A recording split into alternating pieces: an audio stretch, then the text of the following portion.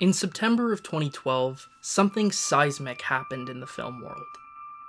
After 5 decades of critics voting Citizen Kane the greatest movie of all time in the pages of British film magazine Sight and Sound, Wells's claim to the throne was finally broken by Alfred Hitchcock's Vertigo. A seminal moment, though not entirely unprecedented or even that surprising. It was not Kane, after all, but Bicycle Thieves that was first voted the greatest movie of all time in Sight and Sound's inaugural poll in 1952. While Vertigo's prominence in the list had steadily risen over time, first as an honorable mention in 1972, and rising all the way to second place in 2002. A similar ascent can be seen in the American Film Institute's list of the top 100 American movies, Vertigo ranking 61st in 1998, but at 9th place in 2007. I made it.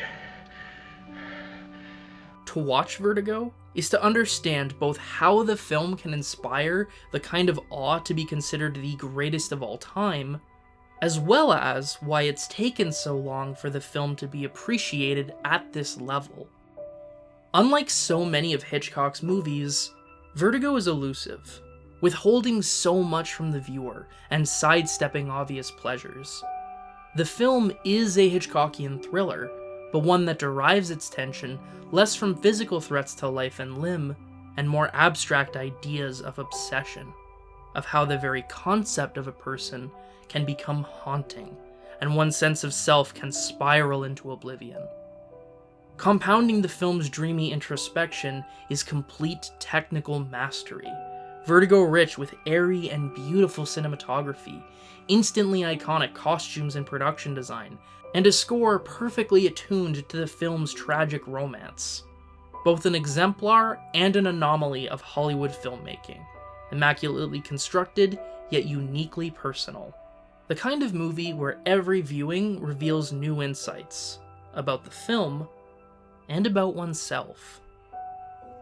Unfortunately, no one told Sight and Sound that Vertigo is full of plot holes. Greatest movie of all time? Please. Gavin Elstreen's plan alone makes 0 sense. So the dude wants to kill his wife, collect her inheritance, and abscond to Europe, and decides the best course of action is to hire a woman to impersonate his wife, make up some story about her being possessed by the ghost of a suicidal ancestor, and hire a retired detective who he knew once 30 years ago in college to follow the impersonator. The plan? Have the impersonator seduce the detective so he falls hopelessly in love, then have her fake a suicide by jumping from a bell tower to cover up Elstreen's murder of his wife. For you see, the detective has acrophobia, and couldn't possibly follow her up the tower, and therefore he thinks he witnesses a suicide which backs Elstreen's story, allowing him to get away with murder. It's foolproof. Except, not at all. Surely there's gotta be easier ways to kill your wife, right? Why spend all this time and effort when you could have just staged a car accident or something? What's more, for all his planning, Elstreen's scheme collapses under even the slightest scrutiny. How exactly did Elstreen know when Scotty and Madeline would arrive at the Spanish missionary? How long was the guy waiting in the tower with his dead wife? What if a tourist showed up while Elstreen was waiting for Scotty? Oh hey, don't mind me and my dead wife, we're just taking in the sights. And how the hell did Elstreen and Judy escape a crime scene totally unnoticed? Oh, Scotty left the scene in a delirious fugue state, allowing their escape. Okay. What if he didn't leave? What if Scotty was able to overcome his agoraphobia and climbed up the tower? Or better yet, if he physically stopped Madeline from entering the church in the first place? He seems pretty strong. Hell, what if Scotty just didn't take the case? Do you believe that someone out of the past, someone dead, can enter and take possession of a living being? No. Then you're of no use to me. I'm sorry I wasted your time. And the whole movie is littered with this lazy disregard for logic. We're supposed to believe that Judy is brilliant enough to successfully embody 2 different people, yet so dumb she'll flaunt a memento from Madeline's killing right in front of Scotty? How exactly does Madeline slip by the hotel clerk unnoticed, and then subsequently disappear from her room if there's no supernatural element to the story? Why is the distance between these buildings so inconsistent between shots? Why does Hitchcock spoil his own mystery so early? You were the victim. I was the tool and you were the victim of Gavin Elstree plan to murder his wife. Mate? You know there's still 45 minutes of movie left, right? Hitchcock? More like Hitchcock. Am I right, fellas? And by now, I hope I've proven at least one thing. That I am completely and utterly taking the piss. To put my cards on the table, I love Vertigo. It's easily my favorite Hitchcock movie and one of my favorite movies, period.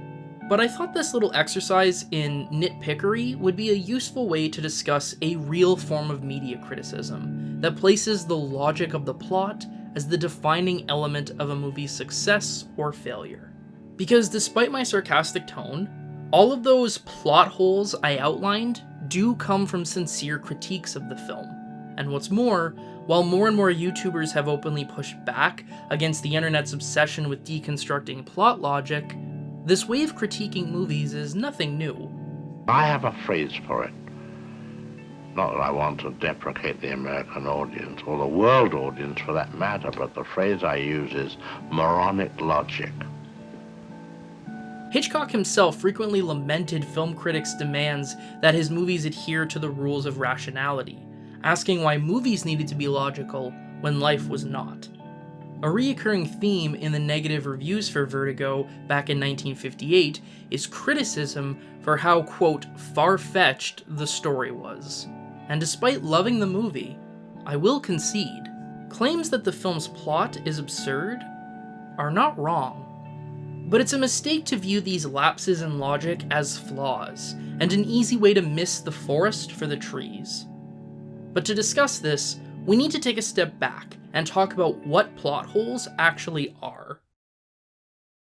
Oxford defines a plot hole as, quote, an inconsistency in the narrative or character development of a book, film, television show, etc. Which is a little vague, but I like the way Patrick H. Willems phrases it, as when a story contradicts itself. A movie sets up certain rules, Look, you must complete the training. and then breaks them. I've come back to complete the training. No more training do you require. Plot hole. To use Pixar as an example, in Toy Story, it's established that Buzz Lightyear doesn't know he's a toy and thinks he's a real space ranger, yet he still acts like an inanimate object to be played with by Andy. That's a plot hole. The film is contradicting Buzz's character so the story can proceed.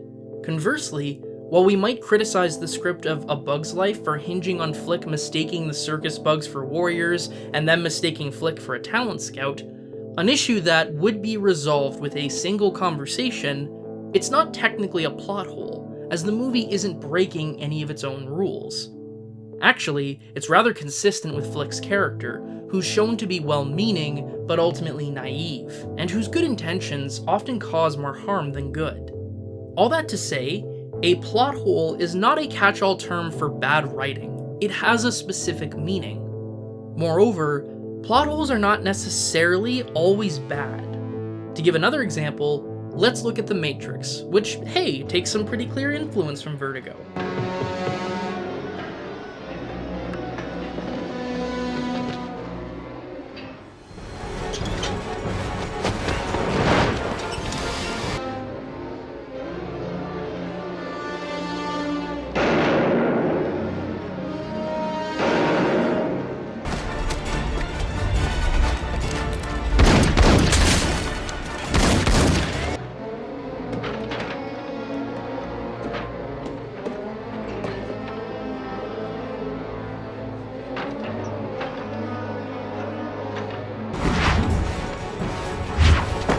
Anyway, the movie pointedly establishes that in order to hack in and out of the Matrix, an operator needs to be present on the ship to physically bring the other person in and out. This is in fact the crux of the tension when Cypher betrays the team in Act 3 and starts killing people. So how did Cypher enter the Matrix by himself to meet with Agent Smith in the first place? That should be impossible. This is a pretty cut and dry case of a movie breaking its own rules and is 100% a plot hole. And frankly, I do not care, because what this scene adds far outweighs whatever it sacrifices in logic. Narratively, the scene exists to reveal that Cypher is a traitor and set up Morpheus's capture at the end of Act 2. But cinematically, the scene also embodies why Cypher is betraying his team. Cypher doesn't just tell us that the real world is terrible and he'd rather live in blissful ignorance, the movie shows us these desires. Smoking, drinking, eating this beautiful looking steak, and then juxtaposing that with this gross looking slop. The scene does more than relay the plot. It also informs the character, the themes of the film, and involves the audience sensually. And you might disagree with me, but I think all of that is way more important than the logic of the story being broken for a second. So with all that in mind, that plot holes refer specifically to when a movie contradicts itself, and that gaps in the logic of a film are not inherently mistakes or flaws, let's return to Vertigo.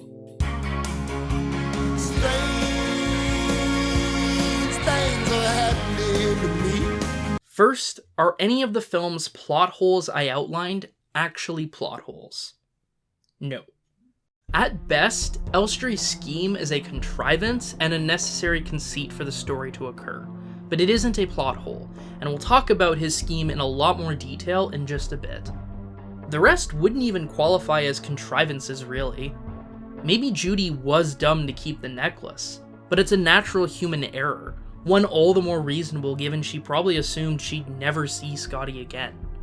Plus, her careless disregard in wearing it demonstrates how much she's dropped her guard, given she now thinks she finally has what she wants.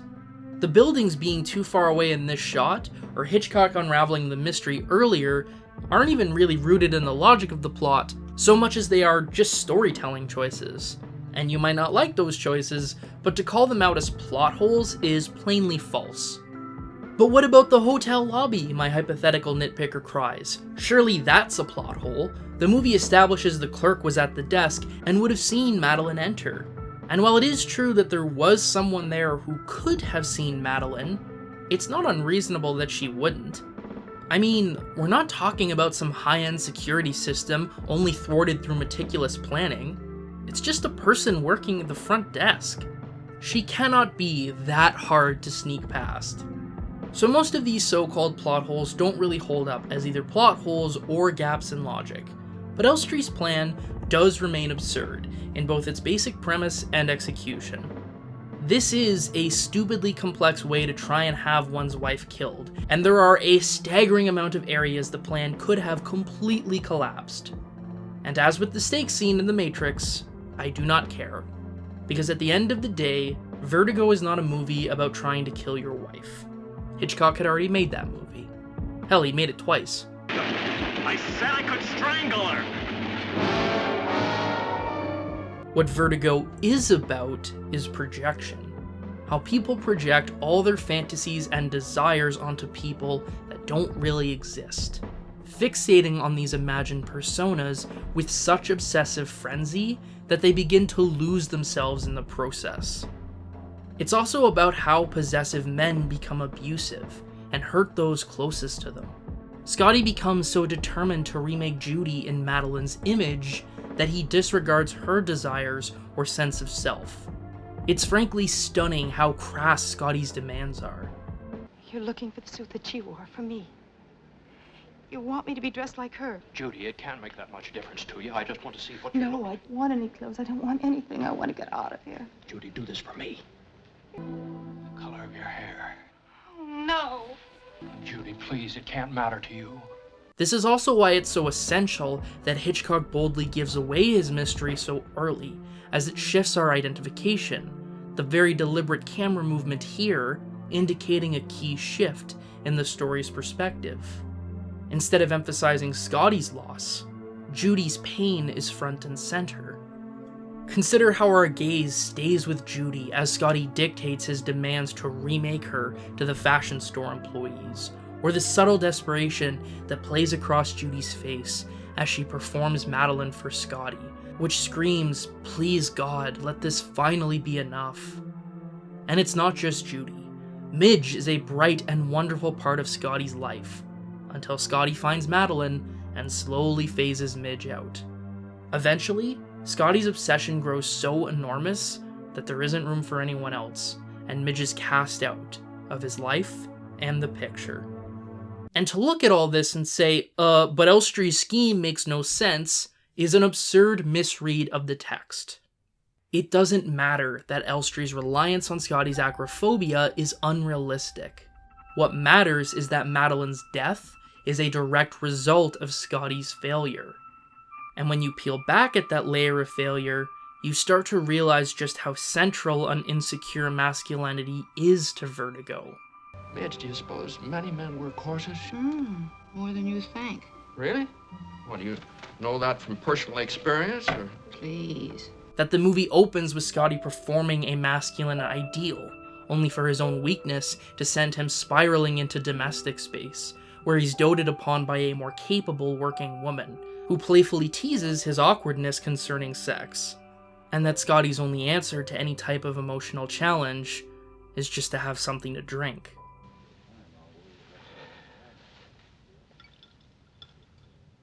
Boy, I need this. It's gonna be all right. It'll be all right. Here, I'll get some brandy. Give me scotch and soda. Yeah, just like medicine. Here, Judy, drink this straight down, just like medicine. But there are plenty of street-level bars in this town. It doesn't really matter that Elstrie's plan is contrived nonsense. What matters is that his presence and plotting allows Scotty to fall under Madeline's spell, projecting his own fantasies while becoming abusive in the process. That's the real story. To ignore all of this, the richness of Vertigo's characters and themes, and instead nitpick the logic of the plot, is not just missing the point, it's actively ignoring what the text is doing, and fundamentally misunderstanding the movie in the process.